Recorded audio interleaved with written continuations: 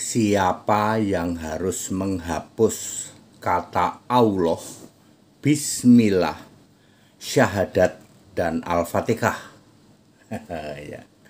Saya Pendeta Henry Tandianta, Master of Bibliology Study. Saya diberi pertanyaan.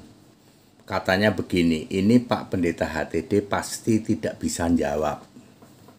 Ya nggak apa-apa, coba aja kayak apa pertanyaannya. Pak Pendeta HTD, siapa yang harus menghapus kata Allah, kemudian Bismillah, kemudian syahadat, dan Al-Fatihah? Apakah Kristen yang harus menghapus ataukah non-Kristen? Apakah Pak Pendeta HTD bisa jawab? Oh bisa. 1 menit. Gimana jawabannya Pak? Tidak ada yang perlu menghapus.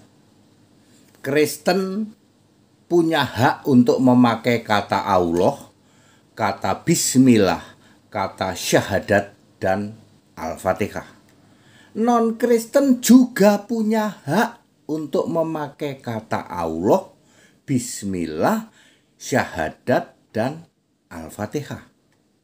Tidak ada yang perlu menghapus karena Allahnya beda. Sama-sama menyebut Allah, semua itu punya akar kata Allah. Allah, Bismillah itu kan Bismi Allah, yaitu ada kata Allahnya juga. Kemudian syahadat itu di dalamnya juga menyebut-nyebut tentang Allah. Kemudian Al-Fatihah juga menyebut-nyebut tentang Allah. Biarin saja masing-masing menyebutnya, tidak perlu ada yang menghapus. Soalnya Allahnya beda. Nah, ya, jadi biarkan Kristen menyebut Bismillah, menyebut kata Allah, ya, syahadat dan Al-Fatihah. Non-Kristen melakukan hal yang sama, biarin aja. Allahnya beda kok. Oke, mari kita bahas. Tentu saja dengan begini langsung jawabannya apa? Nggak usah ada yang menghapus, toleransi saja. Sekarang yang nggak berani toleransi siapa? Akan begitu ya. Oke, kita satu-satu dari kata Allah. Kejadian 33 ayat 20. Allah Israel adalah Allah, ya. El is the God of Israel, ya. El Elohe adalah Allahnya Israel, ya. Jadi sejak era kejadian 1400 tahun sebelum Masehi pun orang Israel sudah menyebut kata Allah atau kata El, ya. Kejadian 1 ayat 1 Beresit bara elah, ya. Sudah. Kemudian kata Bismillah di dalam Esra 5 ayat 1 Basum Allah. Mereka memanggil, menyebut nama Allah Israel, Basum Elah Yisrael. Basmalah, Bismillah, Esra 5 ayat 1. Ya. Semua kata lah, elah, el itu adalah Allahnya Israel, ya. Waktu itu adalah Yahweh, waktu itu, ya. Kemudian di era kekristenan barulah Yesus, gitu, ya. Baru menyebut memakai nama sebenarnya, the real name. Kemudian syahadat 1 Korintus 8 ayat 4, 5, dan 6. La ilaha illallahul ahad wa rabbani Isa al-Masih. Tidak ada sesembahan lain berhala selain Allahu ahad wa rabbani Isa al-Masih, tuh. Kemudian Al-Fatihah, ya. Bagi saya tidak mengejutkan, tetapi bagi beberapa orang mengejutkan bahwa gereja Arab kuno, gitu, yang sering disebut ortodok itu melafalkan, melantunkan Al-Fatihah. Persis sama Pak, persis sama. Siapa yang duluan? Ya tentu saja Kristen duluan. Nah, bedanya adalah dengan di luar Kristen sama-sama Allah, lah, ilah, Allah, gitu.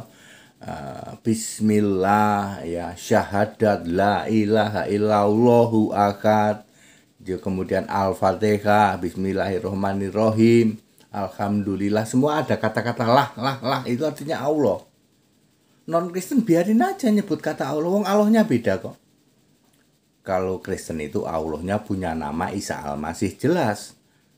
Kalau di luar Kristen, seperti disebut di dalam 1 Korintus 8 ayat 4 dan 5, Allah dan Rabnya itu huruf kecil. Dan itu tidak satu dan bukan roh. Jadi biarin, silakan Anda menyebut itu. Kita beda Allah, Pak. Ya, beda Allah. Kalau Kristen itu Allahnya satu roh, ya, roh yang sama dan punya nama Isa Al-Masih. Ya, Allah itu roh. Sementara di non Kristen Allahnya itu bukan roh, ya, bisa pribadi, bisa zat dan seterusnya, dan tidak punya nama. Gelarnya banyak tapi nama tidak ada, kan seperti itu ya. Maha suci, maha tinggi, maha besar, maha agung, maha perkasa itu gelar, bukan nama.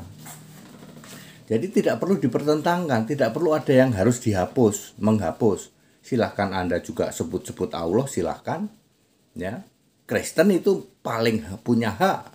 Ya, ribuan tahun sebelum Masehi sudah memakai kata Allah, Bismillah. Ya, Kristen Arab syahadat sudah ada lebih dulu. Clear ya? Jadi saya sudah menjawab atas pertanyaan siapa yang harus menghapus kata Allah, Bismillah, syahadat dan Al-Fatihah. Tidak ada yang harus menghapus. Ya, masing-masing punya hak menyebut itu, lawong Allahnya saja beda. Kita saling menghargai, saling menghormati, saling toleransi, ya, seperti itu yang benar. Itu tidak sulit pertanyaan itu bagi saya. Jadi kita Indonesia, kita Pancasila, toleransi harus, segala hormat kemuliaan untuk Yesus Kristus, satu-satunya Allah yang benar, Allah segala masa, sebelum segala abad, sekarang sampai selama-lamanya. Haleluya. Amin.